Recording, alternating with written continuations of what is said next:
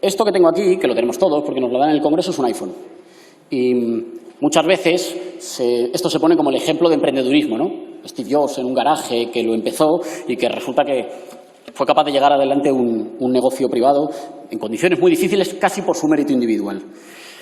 La economista de Londres, Mariana Mazzucato, se pone a estudiar de dónde vienen la mayor parte de las aplicaciones y de los desarrollos tecnológicos incorporados al iPhone. Y resulta que la pantalla multitáctil se desarrolló en la Universidad de Delaware con dinero público de la Fundación Nacional para la Ciencia. Internet es un proyecto que arranca con financiación pública del Departamento de Defensa, el HTTP del Laboratorio Europeo CERN en Ginebra, el GPS también con inversión pública del Departamento de Defensa. Las baterías de ion litio lo inicia la investigación pública del Departamento de Energía.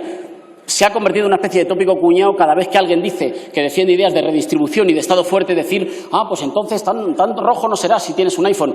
Cuando yo miro un iPhone, en realidad lo que veo es la perfecta demostración de que la única posibilidad de tener un desarrollo industrial es con un rol central de un Estado emprendedor del que luego se aprovechan y con el que luego colaboran muchas empresas privadas. Ustedes me dirán, seguramente he intentado agrupar las tres cosas que se dicen más.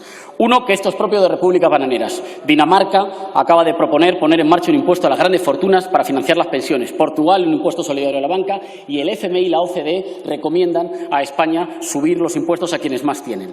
Ustedes dirán que las empresas se van, pero si fuera así, resulta que Somalia sería un paraíso empresarial y los países nórdicos serían un desierto empresarial, cuando en realidad es exactamente al contrario. Y ustedes dirán que el dinero está mejor en el bolsillo del ciudadano. Pero en esta crisis hemos comprobado que cuando vienen mal dadas uno no se saca del bolsillo una UCI, uno no se saca del bolsillo unos rastreadores, sino que hace falta que haya servicios públicos, que hace falta que haya un Estado fuerte y un Estado responsable que cuide.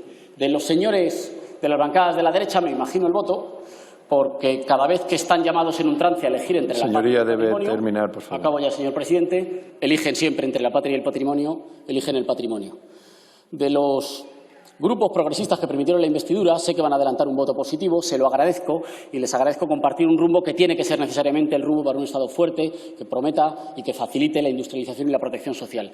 Y de los grupos del Gobierno, lamento que ustedes no vayan a votar a favor. Creo que ustedes, en el fondo, saben que esto es correcto y que habría que desarrollarlo, y creo que ustedes tienen que tener cuidado. Y acabo ya, señor presidente. El problema no es la polarización política, es la polarización social, el miedo, la incertidumbre y la ansiedad entre los de abajo. Y a las expectativas puestas en el Gobierno progresista no se les puede defraudar. Ustedes van a pagar el mismo precio por ser valientes que por no serlo. No desaprovechemos la oportunidad. Muchas gracias. Todos sabemos que durante los días más difíciles fue el Estado el que garantizó que se pagaban los ERTEs, fue el Estado el que garantizó avales para las pequeñas y las grandes empresas para que pudieran seguir adelante, fue quien garantizó ayudas y fue quien garantizó con los servicios públicos que se podía cuidar de todo el mundo independientemente de dónde hubiera nacido. En definitiva, la época del COVID nos demostró que el Estado, que nunca se había ido, regresaba para ser el garante del bien común. Porque en realidad la alternativa a un Estado fuerte es una sociedad débil.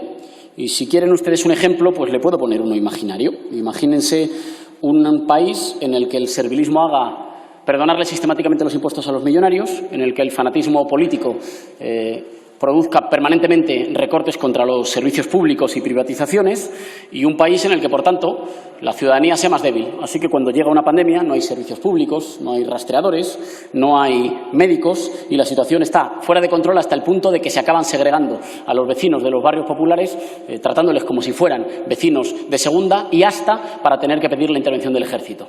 No es un país imaginario, tampoco es un país, por mucho que lo digan algunos, es la Comunidad de Madrid, que es la demostración de que el neoliberalismo es un camino directo al abismo. La disyuntiva en realidad no es entre un tipo de sociedad a otra, es si recomponer la sociedad o ser presos de la jungla, de la ley del sálvese quien pueda. En el año 2019, España recaudó por el impuesto a sociedades la mitad de lo que habíamos recaudado en el año 2007. A pesar de que los beneficios empresariales habían subido hasta un 23% más. No es verdad la curva esta facilona de la FER, de que en realidad si los bajas recaudas más. Es mentira, se baja y se recauda menos. Más beneficios empresariales, menos recaudación para las arcas públicas. El número de millonarios se haya doblado, que el 10% de la población española concentre la mitad de la riqueza nacional, mientras 12 millones de compatriotas viven en una situación de riesgo de pobreza, pero esto también provoca un empobrecimiento generalizado de nuestro país.